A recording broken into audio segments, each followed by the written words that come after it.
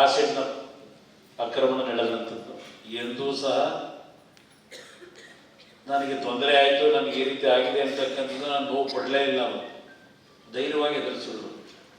Doctor Manjunath ಅವರು ಹೇಳಿದಂಥ ರೀತಿಯಲ್ಲಿ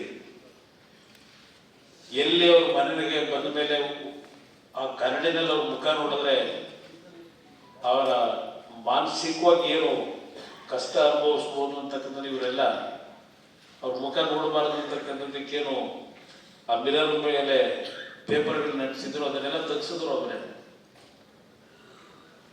ಕೊನೆ ಹಂತದಲ್ಲಿ ಇನ್ನೊಂದು ರೀತಿ ನೋವು ಅನುಭವಿಸಿದ್ದಾರೆ. ಅದಕ್ಕೆ ರಾಜಕೀಯ ಇದೆ ಅಂತ ನನಗೆ ನೋವಿನಿಂದ ಹೇಳ್ತೀನಿ. ಇನ್ನೂ ಬಹುಶಃ 5-6 ವರ್ಷ ನಮ್ಮ ಜೊತೆಲಿರೋರು ಈ ರಾಜಕೀಯದ ಕುತಂತ್ರದಲ್ಲೇ ನಡೆದಿರ್ತಕ್ಕಂಥ ಒಂದು ತಾಯಿಗೆ ನೋವಿದೆಯಲ್ಲ, ಹಿಂದೆ ಇದ್ದರೆ ಇಷ್ಟು ಬೇಗ ಅವ್ರು ನಮ್ಮನ್ನು ಅಗಲಿ ಹೋಗ್ತಿರ್ಲಿಲ್ಲ. ನಾನು ಯಾರು ಅನ್ಯತಾ ಭಾವಿಸಬೇಡಿ. ಈ ಕುಟುಂಬ ಲಕ್ಷಾಂತರ ಜನಕ್ಕೆ ಬದುಕಲಿಕ್ಕೆ ದಾರಿ ತೋರಿಸಿರ್ತಕ್ಕಂಥ ಕುಟುಂಬ ದೇವೇಗೌಡರ ರಾಜಕಾರಣದಲ್ಲಿ ಸುಮಾರು 62ನೇ ಇಸ್ವಿಯಿಂದ ಅವ್ರು ನಡ್ಕೊಂಬಂದಂಥ ರೀತಿ ಇದೆಯಲ್ಲ, ಅಲ್ವಾ, ಲಕ್ಷಾಂತರ ಕುಟುಂಬಗಳಿಗೆ ನೆರಳಾಗಿ ಬದುಕಿದ್ದಾರೆ. ಇವತ್ತು ಅವರ ಮಕ್ಕಳಾಗಿ ನಾವು ಸಹ ನಮಗೇನು ಅವ್ರು ಹೇಳ್ಕೊಟ್ಟಿದ್ದಾರೆ, ಅವ್ರು ಹೇಳ್ಕೊಟ್ಟಿರ್ತಕ್ಕಂಥ ಮಾರ್ಗದಲ್ಲೇ ಯಾರೇ ಕಷ್ಟ ಅಂತ ಬಂದರು ಇವತ್ತು ಏನಾದರೂ ನಮ್ಮ ಕೈಲಿ ಇರಲಿ ಇಲ್ಲದೆ ಹೋಗಲಿ, ಇವತ್ತು ಆ ನೆರವು ಕೊಡ್ತಕ್ಕಂಥ ಒಂದು ಹೃದಯದಲ್ಲಿ ಆ ಭಾವನೆ ಇಟ್ಕೊಂಡು ಬಂದಿದ್ರೆ ಅವರನ್ನು ಕಲಿಸಿರ್ತಕ್ಕಂಥ ಒಂದು ಜೀವನದಲ್ಲಿ ಹೇಗಿರಬೇಕು ಅನ್ನೋದು ಕಲಿಸಿದ್ದಾರೆ. ನಾನು ನಮ್ಮ ತಾಯಿಯವರ ಕೊನೆಯ ಪ್ರಯಾಣ ಏನಾಯ್ತು, ಈ ಭೂಮಿ ಬಿಟ್ಟು ಹೋಗ್ಬೇಕಾದ್ರೆ ಈ ಸಿರಿವಂತ ಸಿನಿಮಾದಲ್ಲಿ ವಿಷ್ಣುವರ್ಧನ್ ಅವರ ಒಂದು ಪಾತ್ರ ಇದೆ. ಆ ಸಿರಿವಂತ ಸಿನಿಮಾಕ್ಕೆ ನಾನು ಸಿನಿಮಾ ಬ್ಯಾಕ್ಗ್ರೌಂಡಲ್ಲಿ ಬಂದವನು. ನನ್ನ ಶಿಕ್ಷಣ ಮುಗಿದ ಮೇಲೆ ಯಾವೊಂದು ಜೀವನದಲ್ಲಿ ಕಷ್ಟ ಸುಖದಲ್ಲಿ ಇರಬೇಕು ಅಂತಕ್ಕಂಥ ನನ್ನ ಚಿತ್ರದ ಸಾರಾಂಶ ಇದೆ. ಯಾರಾದ್ರೂ ಬಂದಾಗ ಸಹಾಯ ಮಾಡಬೇಕು, ನಮ್ಮ ಹತ್ರ ಹಿಂಗಡಿ ಹಿಂದೆ ಹೋಗಲಿ ಅಂತ. ಜನ್ಮ ಕೊಟ್ಟಂತ ಮಕ್ಕಳೇ ಆ ಒಂದು ಗೌರವ ಬದುಕ್ತಾ ಇದ್ದಂಥ ಒಂದು ಆ ತಂದೆಯ ಪಾತ್ರ ಇದೆ.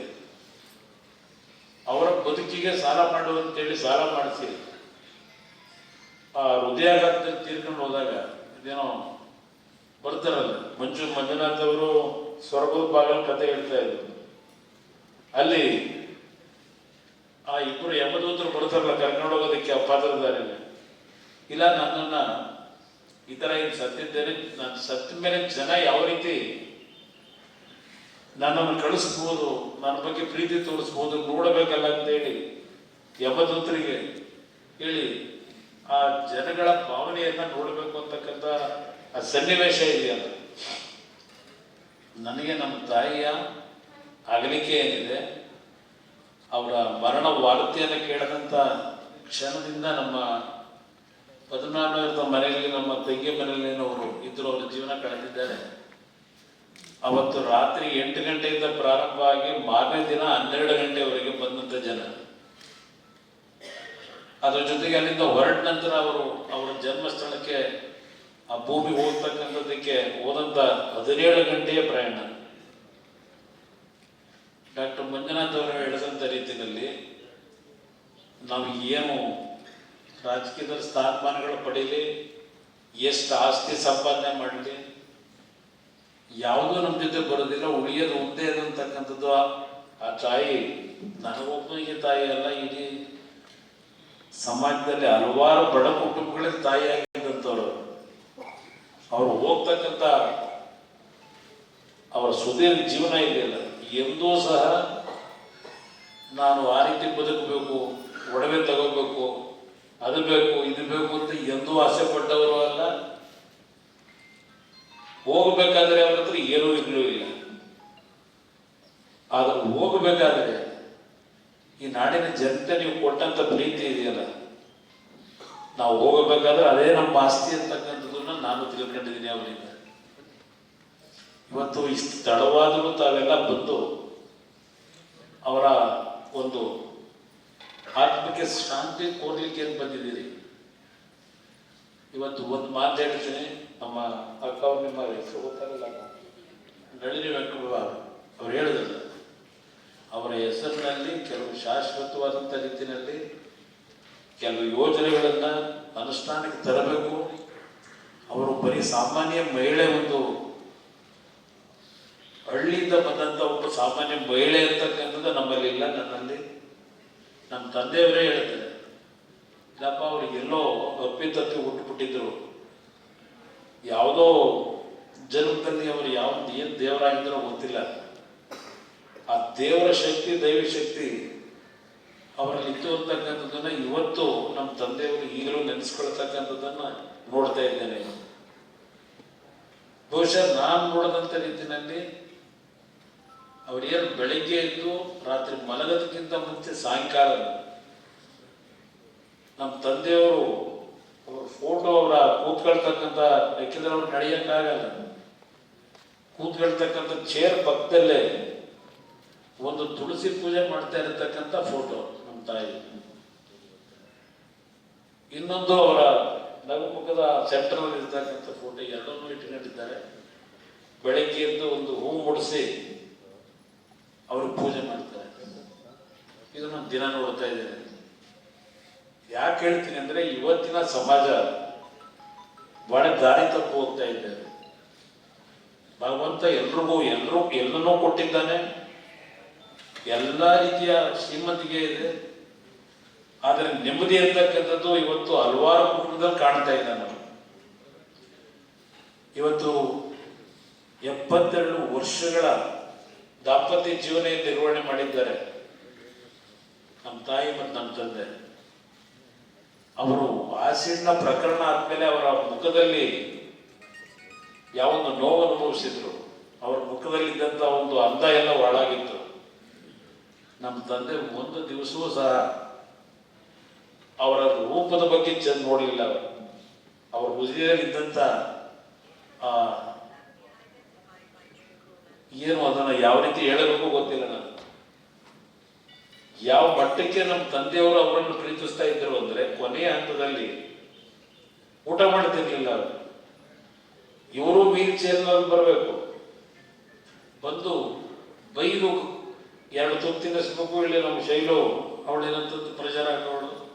ಕೊನೆ 1.5 ವರ್ಷ ಅವರು ಊಟ ಮಾಡಿ ದಿನಕ್ಕೆ ಅದು ಎಷ್ಟು ಊಟ ಮಾಡಿದ್ರು ಗೊತ್ತಿಲ್ಲ, ಎಷ್ಟೇ ಉಪವಾಸ ಇದ್ರು. 1.5 ವರ್ಷಗಳ ಕಾಲ ಬೆಡ್ಡಲ್ಲಿದ್ರು. ನಮ್ಮ ತಂದೆಯವರು ದೇಹೇ ಹೋದ್ರು ಬರ್ತಿದ್ದಾಗೆ ಮೊದಲು ಅವ್ರ ರೂಮ್ಗೆ ಹೋಗ್ಬೇಕು, ಆ ರೀತಿಯ ಜೀವನ ಏನಿತ್ತು ಅವ್ರದ್ದು.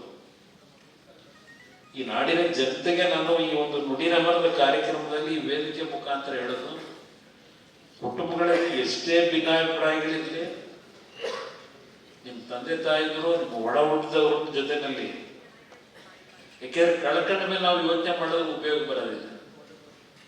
ಅಯ್ಯೋ ಕಳ್ಕೊಂಡ್ವಲ್ಲ ಅಂತೇಳಿ, ಬದುಕಿದ್ದಾಗ ಎಷ್ಟೇ ನಮ್ಮಲ್ಲಿ ಭಿನ್ನಾಭಿಪ್ರಾಯಗಳಿದ್ರು ಒಂದು ಪ್ರೀತಿ ವಿಶ್ವಾಸದಿಂದ ಬದುಕ್ತಕ್ಕಂಥದ್ದು ಇವತ್ತು ನಾವು ಕಾಣಬೇಕು. ಇವತ್ತಿದ್ರೆ ಇವತ್ತು ದಿನ ಬೆಳಗ್ಗೆ ಆ ಟಿವಿ ನ್ಯೂಸ್ನೇನಾದ್ರು ಹಾಕ್ಲಿಕ್ಕೆ ಹೋದ್ರೆ ನ್ಯೂಸ್ನ ನೋಡ್ಲಿಕ್ಕಾಗಲಿಲ್ಲ. ರಾಜ್ಯದಲ್ಲಿ ನಡೀತಾ ಇರತಕ್ಕಂಥ ಹಲವಾರು ರೀತಿಯ ಘಟನೆಗಳು, ಕೆಟ್ಟ ಘಟನೆಗಳನ್ನ ಪ್ರತಿನಿತ್ಯ ನೋಡ್ತಾ ಇರ್ತೀವಿ. ಆದರೂ ಅದೇ ಮರುಕಳಿಸ್ತಾ ಇರತಕ್ಕಂಥದ್ದನ್ನ ಹಲವಾರು ಕುಟುಂಬದಲ್ಲಿ ಕಾಣ್ತೇವೆ. ಇವತ್ತು ಈ ಒಂದು ನುಡಿನಮನ ಕಾರ್ಯಕ್ರಮದಲ್ಲಿ ನಿಮ್ಮ ಮುಂದೆ ಏನು ನಿಂತಿದ್ದೇನೆ, ಈ ನಾಡಿನ ಜನತೆಗೆ ಈ ನುಡಿನಮನ ಕಾರ್ಯಕ್ರಮದ ಮುಖಾಂತರ ನಮ್ಮ ತಂದೆ ತಾಯಿ ಬದುಕು ಅಂತಕ್ಕಂಥ ಹೇಳೋದಕ್ಕಿಂತ ಹೆಚ್ಚಾಗಿ ಇವತ್ತು ಸಮಾಜ ಎಲ್ಲ ಒಂದ್ ಕಡೆ ಕವಲ್ದಾರಿಗೆ ಹೋಗ್ತಾ ಇದೆ. ಒಂದು ಕ್ಷಣ ಯೋಚನೆ ಮಾಡಿ, ಇಲ್ಲಪ್ಪ ನಾವು ದುಡುಕಿ ಒಂದು ನಿರ್ಧಾರ ಮಾಡಿದ್ರೆ ಯಾವ ಒಂದು ಪರಿಸ್ಥಿತಿಗಳು ಕುಟುಂಬಗಳಲ್ಲಿ ಆಗ್ತದೆ ಅಂತಕ್ಕಂಥ ಯೋಚನೆ ಮಾಡಿ ಬದುಕಿರೋವರೆಗೆ ಕುಟುಂಬಗಳು ನೆಮ್ಮದಿಯಿಂದ ಬದುಕ್ತಕ್ಕಂಥ ಒಂದು ವಾತಾವರಣ ಪ್ರತಿ ಕುಟುಂಬದಲ್ಲಿ ನೆಲೆಸಿದರೆ, ಬಹುಶಃ ನಾನು ಈ ಮಾತನ್ನೇನು ಹೇಳ್ತಾ ಇದ್ದೇನೆ, ನನ್ನ ತಾಯಿ ನಮ್ಮಿಂದ ಸ್ವರ್ಗದಲ್ಲಿದ್ದಾರೋ, ಈ ಭೂಮಿ ತಾಯಿ ಒಡಲಲ್ಲಿದ್ದಾರೋ, ಬಹುಶಃ ನೆಮ್ಮದಿಯಿಂದ ಇಲ್ಲಪ್ಪ ಪ್ರಪಂಚ ಚೆನ್ನಾಗಿ ಹೋಗ್ತದೆ ಅಂತೇಳಿ ನಮಗೆ ದೂರ ಇದ್ರು ಜನಗಳಿಗೆ ಅರಸ್ತಾರೆ ಅಂತಕ್ಕಂಥದ್ದು ಅವ್ರ ನಡವಳಿಕೆ ನಾನೇನು ಚಿಕ್ಕ ವಯಸ್ಸಿನಿಂದ ಜ್ಞಾನ ಬಂದಾಗಿಂದ ನೋಡಿದ್ದೇವೆ. ಆ ರೀತಿಯ ಒಂದು ಮನಸ್ಸಿನಲ್ಲಿ ಈ ಸಮಾಜ ಒಳ್ಳೆ ರೀತಿಯಲ್ಲಿ ಹೋದರೆ ಅವರು ನೆಮ್ಮದಿಯಿಂದ ಅಲ್ಲಿ ನಮ್ಮಿಂದ ಹಾರೈಸ್ತಾರೆ ಅಂತಕ್ಕಂಥದ್ದು ನನ್ನ ಹೃದಯದಲ್ಲಿ ಇಟ್ಕೊಂಡಿರ್ತಕ್ಕಂಥದ್ದು. ಅದರಿಂದ ಕ್ಷಮಿಸ್ಬಿಡಿ, ತಡವಾಗಿ ಬಂದೆ, 4:15 ಗಂಟೆಗೆ ಬರಬೇಕಾದ್ರೂ ಕಾರಣ ಇವತ್ತು ನನ್ನ ಆರೋಗ್ಯನ ನೋಡಲ್ಲ. ನಾನು ಬದುಕಿರೋವರಿಗೆ ನನ್ನ ತಾಯಿ ಏನು ಜೀವನದಲ್ಲಿ ಅವರು ಅಳವಡಿಸ್ಕೊಂಡಿದ್ದಂಥ ಅವರ ಬದುಕೇನಿದೆ, ಈ ನಾಡಿನ ಕಷ್ಟದಲ್ಲಿರ್ತಕ್ಕಂಥವ್ರಿಗೆ ಸ್ಪಂದಿಸ್ತಕ್ಕಂಥದ್ದಕ್ಕೆ ನನ್ನದೇ ಎಷ್ಟೇ ಸಣ್ಣ ದಂಡನೆ ಇದ್ದರೂ ಜನಗಳ ಕಷ್ಟ ಸುಖದಲ್ಲಿ ನಾನು ಇರ್ತಕ್ಕಂಥ ಕ್ಷಣದಲ್ಲಿ ಆ ಜನರ ಬದುಕಿಗೆ ನನ್ನ ತಾಯಿಯ ಏನು ನಮಗೆ ಜನ್ಮ ಕೊಟ್ಟಿದ್ದಾರೆ ಅವರಿಗೆ ಒಂದು ಶಾಂತಿ ದೊರಕಬೇಕು ಅಂತಕ್ಕಂಥದ್ದು ನನಗೇನು ಆಸೆ ಇಟ್ಕೊಂಡಿದ್ದೇನೆ, ಅವರ ಹೆಸರನ್ನು ಉಳಿಸ್ತಕ್ಕಂಥದ್ದಕ್ಕೆ ನಾನು ಕೊನೆ ಉಸಿರಿರೋವರೆಗೆ ಮತ್ತೆ ನಾನು ಭೂಮಿಗೆ ನನ್ನ ತಾಯಿ ಪಕ್ಕಕ್ಕೆ ಹೋಗ್ತೀನಿ. ಅಲ್ಲಿವರೆಗೂ ಆ ತಾಯಿಯ ಹೆಸರನ್ನು ಉಳಿಸ್ಲಿಕ್ಕೆ ನಾನೇನು ನಿರ್ಧಾರ ಮಾಡಿ ಹೊರಟಿದ್ದೇನೆ. ನಿಮ್ಮೆಲ್ಲರಿಗೂ ಈ ಸಂದರ್ಭದಲ್ಲಿ ಇವತ್ತೇನು ಬಂದು ಭಾಗವಹಿಸಿದ್ದೀರಿ, ಮತ್ತೊಮ್ಮೆ ನಿಮ್ಮೆಲ್ಲರಿಗೂ ನಾನು ಚಿರುಣಿಯಾಗಿದ್ದೇನೆ. ಎಲ್ರಿಗೂ ನಾನು ನಮಸ್ಕಾರ.